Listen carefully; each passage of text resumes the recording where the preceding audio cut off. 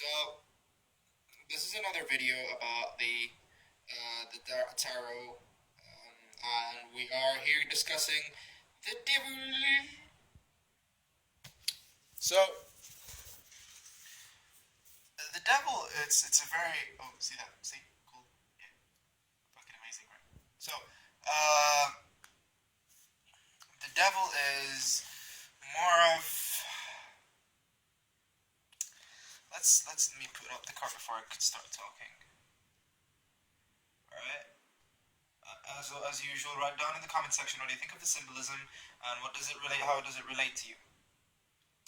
And I decided to say how the cards relate to me as well as it relates to you, so we can like actually open up to each other more, because I feel like some people, like the people who don't really cooperate with the videos and the comment section and the post section, it's not cool. Because at the end of the day, if you're not cooperating, if you're not doing the work, then you know. But at the end of the day, it's up to you. Maybe you have a better way of dealing with things. I'd like it if you'd share it with me. So, let's talk about the history. The history of the devil. Well, if we're going to talk about Judeo-Christianity and Islam, the three so pagan yet anti-pagan religions, the devil is considered like there is actually not one devil, there are many devils. Like if we're going to talk about Islam, the term for it in Arabic is shaitan, Satan. And there is no such thing as devil. It's just shayateen, devils. And they're like a big clan of people, a big clan of from the jinn, and they are the trickiest of them all, and they're very mercurial, and they're pretty much bad news. But if we're gonna handle and in Judeo-Christianity, of course, there's the devil, and there are the little devils. You know, they're from the same family, the same spiritual family. In Judaism, I think it goes with the same way and goes on with the same concept. And we have the name of the main devil in every one of those three religions. They share something in common, that they're both they're that in the I think in Judeo-Christianity it was Azazel. In Christianity, Lucifer, and in Islam, Iblis. Now, in Judeo-Christianity, they consider him an angel who fell down from heaven and stuff like that. In Islam, straight up, they say it's jinn. He was an angel, and he just fell down from the heavens because he refused to bow down to Adam.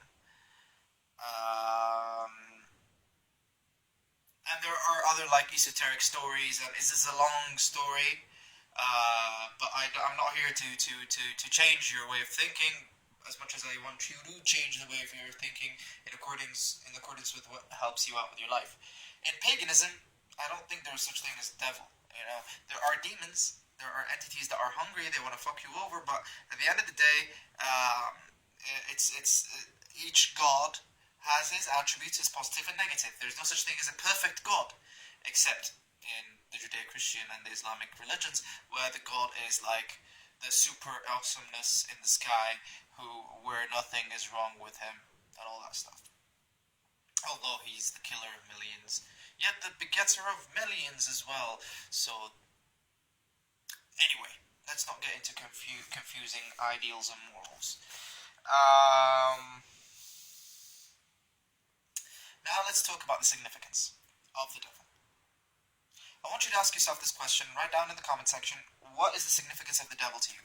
How do you feel about the devil? How does the devil affect you? How does the devil, what do you consider as the devil? Do you cheer up when you hear the word the devil? Oh yes, I'm hearing the devil. Or do you actually feel like, oh my god? Do you get scared? Please share that in the comment section. As for my take on it, what I think on this situation is, the devil to me represents duality, doubt. Not duality. I was going to say duality, but No. In my opinion, it represents doubt. Like if we're going to talk on a like on a mythical level, like in the Judeo-Christian and Islamic concepts,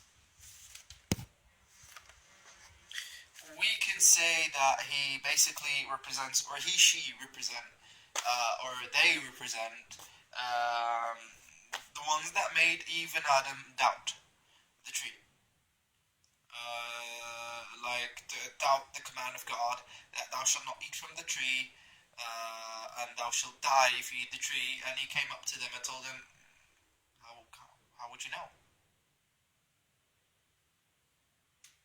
And he sparked curiosity in Eve's heart and in Adam's heart, and they ate from the apple and they understood knowledge and all that stuff. The story that we all heard of since the day we were born and sucking on our mom's tits, that knowledge is bad for you. So they put the story, or not necessarily. Knowledge is kind of scary because it discomforts people. So, and that's for the doubt area. And sometimes to me, like when we're dealing with the devil, it's more of like you've reached this point of your success, and you just still feel doubt. Is this the right thing I'm doing? Is this the blah blah blah blah blah blah blah? Well, one way to know: you do the wrong thing and you fail, and then you know that you did the wrong thing, or you do the right thing and you succeed, and then you know that you failed. But here's the funny thing about doubt: that even when you do the wrong thing, you still have to, it repeats itself to you again in another cycle. You'd be like, whoa, dude, it happened before, but it doesn't necessarily mean it's gonna happen again. I can make it right, you know. But it's doubt. Doubt is not positive. It's not negative. It's just a tool. And are you using it, or are you being used by it? That's the question that you should ask yourself. Or are you misusing it? You're not used by any tool. You use tools in the right way or the wrong way, or in a beneficial way, or not in a way that is not really beneficial. So as for the second part in the significance, I'll talk about in the next video.